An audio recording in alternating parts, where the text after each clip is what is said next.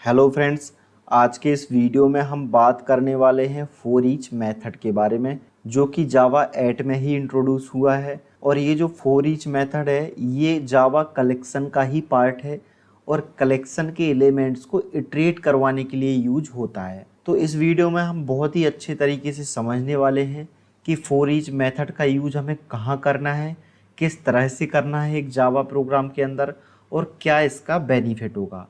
तो ये सारी बातें करेंगे हम इसी वीडियो में, और एग्जाम्पल के थ्रू हम फॉर ईच मेथड को यूज करके भी देखेंगे। तो चलिए आगे बढ़ते हैं और बात करते हैं फॉर ईच मेथड की।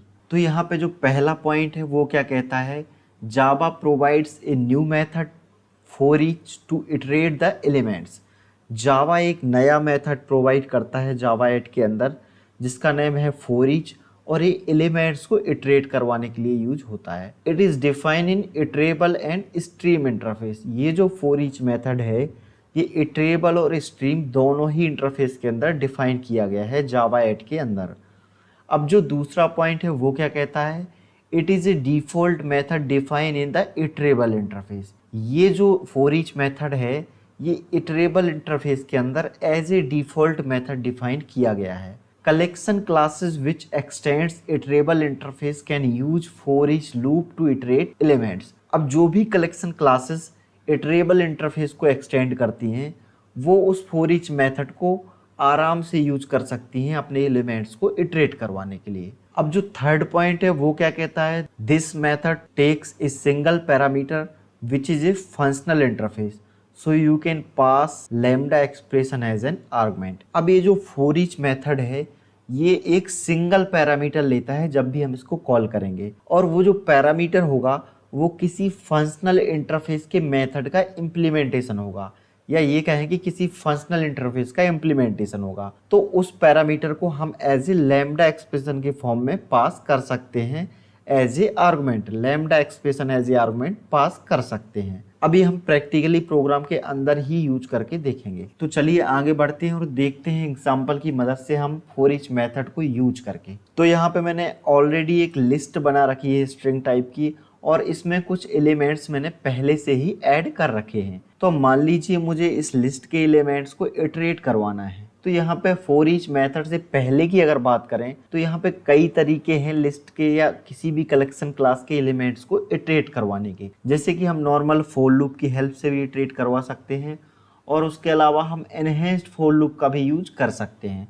तो सबसे पहले हम नॉर्मल फॉर लूप की हेल्प से इसको इटरेट करवा के देखते हैं। ये क्यों ज़रूरी है, ताकि हम जब फॉर ईच मेथड का यूज करेंगे तो हमें डिफरेंस समझ में आएगा कि फॉर ईच मेथड का बेनिफिट है क्या। इसलिए हम सबसे पहले नॉर्मल फॉर लूप का यूज करके इटरेट करवाते हैं एलिमेंट्स को, और प्रिंट भी करवाते हैं।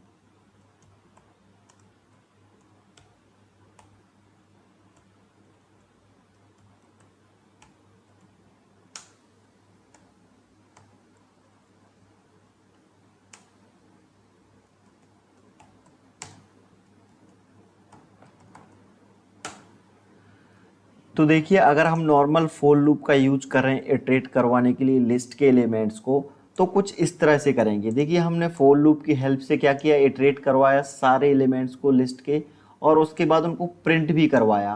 प्रिंट करवाने के साथ साथ अगर हम कोई और भी ऑपरेशन परफॉर्म करना चाहें तो वो हम इसी लूप के अंदर ही लिखेंगे। अब इसको हम एक बार एक्सिक्यूट करके देख लेते हैं। तो देखिए, ये प्रोग्राम प्रॉपर रन हो रहा है, और जो सारे लिस्ट के एलिमेंट्स हैं उनको वन बाय वन इटरेट करके प्रिंट कर रहा है इस लूप की हेल्प से। तो ये तो हो गई नॉर्मल लूप की बात, कि नॉर्मल लूप का यूज करके हम किस तरह से हमारे जो कलेक्शन के एलिमेंट्स हैं, लिस्ट के एलिमेंट्स हैं, उनको इटरेट कर सकते हैं। अब हम बात कर लेते हैं कि हम एनहेंस्ड फॉर लूप की हेल्प से कैसे हमारे जो लिस्ट के एलिमेंट्स हैं उनको इटरेट करेंगे। तो हम एनहेंस्ड फॉर लूप का यूज करके भी देख लेते हैं।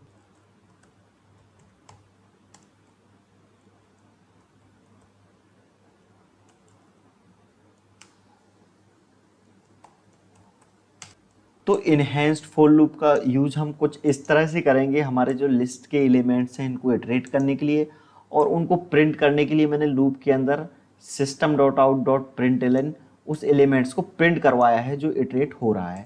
अब इसको भी हम एक बार रन करके देख लेते हैं। तो देखिए, ये भी नॉर्मल फॉर लूप की तरह ही हमारे जो एलिमेंट्स हैं उनको इटरेट कर रहा है और प्रिंट भी कर रहा है। तो ये जो दोनों लूप हैं जो हमने यूज किए हैं यहाँ पे इटरेट करने के लिए लिस्ट के एलिमेंट्स को, ये एक्सटर्नल लूप हैं। एक्सटर्नल लूप क्यों हुई है? क्योंकि ये कलेक्शन की पार्ट नहीं है। ये लूप अलग से हमने यूज करे हैं कलेक्शन के लिस्ट के एलिमेंट को इटरेट करवाने के लिए। तो इस तरह के लूप को हम क्या बोलते हैं? एक्सटर्नल लूप बोलते हैं। इनको हम नॉर्मली भी किसी और दूसरे तरह के एलिमेंट को इटरेट करवाने के लिए यूज कर सकते हैं, कलेक्शन के अलावा भी। तो ये जो है एक्सटर्नल लूप कहलाएंगे। अब यहाँ पे बात आती है फॉर ईच मेथड की, कि अगर हम फॉर ईच मेथड का यूज करें कलेक्शन के एलिमेंट को या लिस्ट के एलिमेंट्स को इटरेट करवाने के लिए, तो जो फॉर ईच मेथड है वो कलेक्शन का ही पार्ट है। तो हम बहुत ही आसानी से कलेक्शन क्लास के किसी भी ऑब्जेक्ट के थ्रू उसको कॉल कर सकते हैं। हमें अलग से इस तरह से कोई लूप चलाने की जरूरत नहीं है। तो यहाँ पे जो लिस्ट है ना, हम यहाँ पे लिस्ट का ही यूज करेंगे फॉर ईच मेथड को कॉल करने के लिए, क्योंकि हमारे जो लिस्ट के एलिमेंट्स हैं इनको हमें इटरेट करवाना है फॉर ईच मेथड की हेल्प से। तो यहाँ पे हम क्या करेंगे? सीधा लिस्ट डॉट फॉर ईच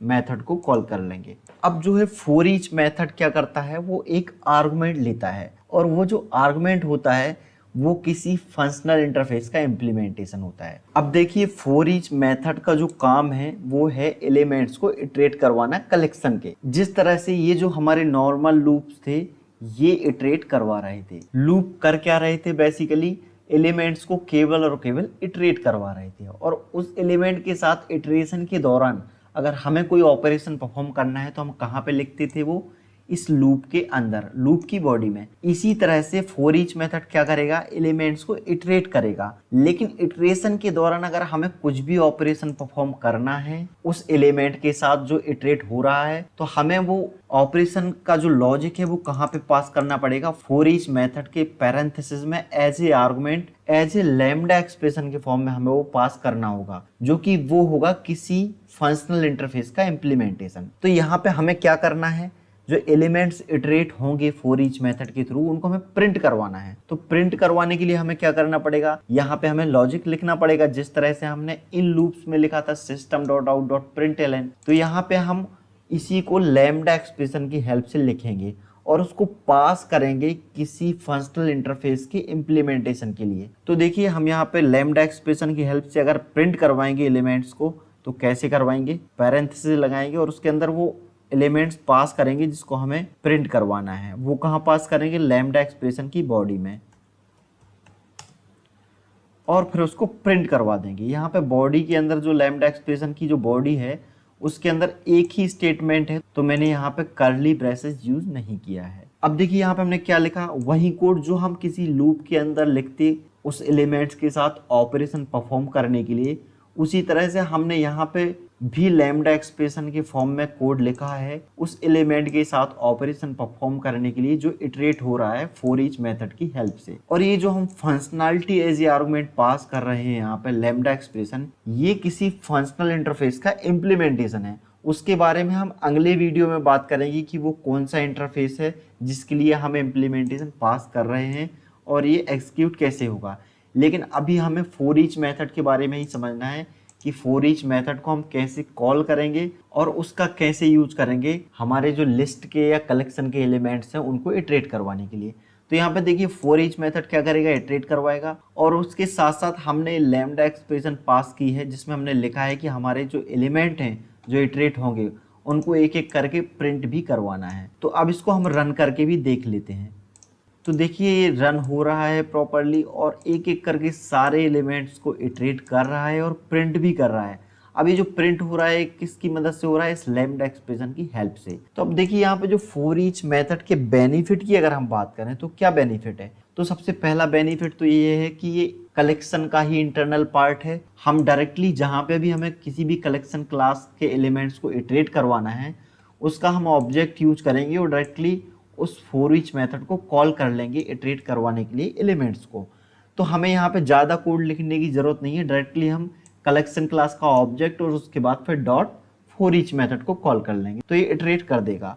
इसके बाद अगर हमें कुछ उसमें ऑपरेशन परफॉर्म करना है तो हम as a argument lambda expression के फॉर्म में वो लॉजिक पास कर देंगे फॉर ईच मेथड को। तो वो जब भी इटरेट करेगा एलिमेंट्स को तो हर एक एलिमेंट के लिए वो ऑपरेशन परफॉर्म करेगा जो हमने लैम्डा एक्सप्रेशन के फॉर्म में पास किया है यहाँ पे। तो यहाँ पे सीधा सीधा बेनिफिट ये दिख रहा है हमें कि एक तो कोड बहुत ही कम लिखना पड़ रहा है, और ये जो फॉर ईच मेथड है इसको हम इंटरनल लूप भी बोलते हैं, क्योंकि ये जो है कलेक्शन का ही पार्ट है। ये जो लूप थे ये क्या थे, एक्सटर्नल लूप, लेकिन ये जो फॉर ईच मेथड है इसको हम इंटरनल लूप बोलेंगे। कलेक्शन का ही पार्ट है और इटरेट करवाने के लिए यूज होता है एलिमेंट्स को। तो यहाँ पे हम कुछ इस तरह से हम फॉर ईच मेथड का यूज कर सकते हैं। डायरेक्टली हम किसी कलेक्शन क्लास के ऑब्जेक्ट के थ्रू फॉर ईच मेथड को कॉल कर सकते हैं और उसके अंदर जो भी हमें ऑपरेशन परफॉर्म करना है वो हम पास कर सकते हैं लैम्डा एक्सप्रेशन के फॉर्म में। तो उम्मीद है आपको समझ में आया होगा कि फॉर ईच मेथड को हम किस तरह से यूज करते हैं प्रोग्राम के अंदर हमारे जो कलेक्शन के एलिमेंट्स हैं उनको इटरेट करवाने के लिए, और उसके साथ साथ अगर हमें कुछ ऑपरेशन परफॉर्म करना है तो किस तरह से हम पास करते हैं फॉर ईच मेथड के अंदर। तो मिलते हैं ऐसे ही किसी अगले वीडियो में, ऐसे ही किसी अगले टॉपिक के साथ। तब तक के लिए बहुत बहुत धन्यवाद।